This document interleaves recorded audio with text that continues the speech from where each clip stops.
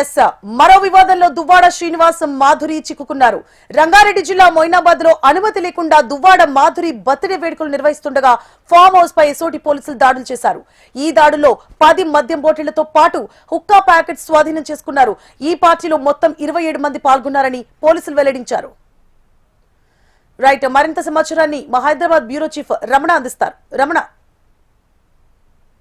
ఇది రంగారెడ్డి జిల్లా మొయినాబాద్ మున్సిపాలిటీ జేబీఐటీ ఎదురుగా ఉన్నటువంటి ద పెండెంట్ ఫామ్ హౌస్ సంబంధించిన ఈ ఫామ్ హౌస్ లో నిబంధనలకు విరుద్ధంగా బర్త్డే పార్టీ నిర్వహిస్తున్నట్టుగా పోలీసులకు సమాచారంతో రాజనగర్ ఎస్ఓటి పోలీసులు ఈ దాడులు కొనసాగించారు.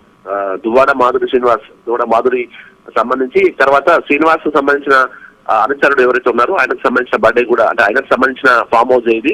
ఆ ఫామ్ హౌస్ లో ఈ వేడుకలు చేస్తున్నట్టుగా బర్త్డే వేడుకలు చేస్తున్నట్టుగా సమాచారంతో వెళ్లారు. అయితే ఇక్కడ కొంత నిబంధనల విరుద్ధంగా లిక్కర్ యూజ్ చేసినట్టుగా ఆరోపణలు ఉన్నాయి. తర్వాత హుక్కా కూడా వాడుతున్నట్టుగా గుర్తించారు.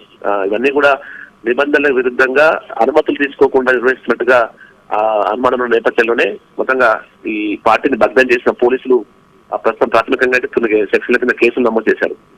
మొత్తం విదేశీ మద్యానికి సంబంధించిన బాటిల్ కూడా అక్కడ స్వాధీనం చేస్తున్నట్టుగా తెలుస్తోంది. పూర్తి స్థాయి సమాచారం అయితే రావాల్సింది, కానీ మొత్తంగా అంటే నిబంధనల విరుద్ధంగా ఈ మధ్య కాలంలో శివారు ప్రాంతాల్లో బర్త్డే వేడుకలు నిర్వహించడమని సర్వసాధారణంగా మారింది.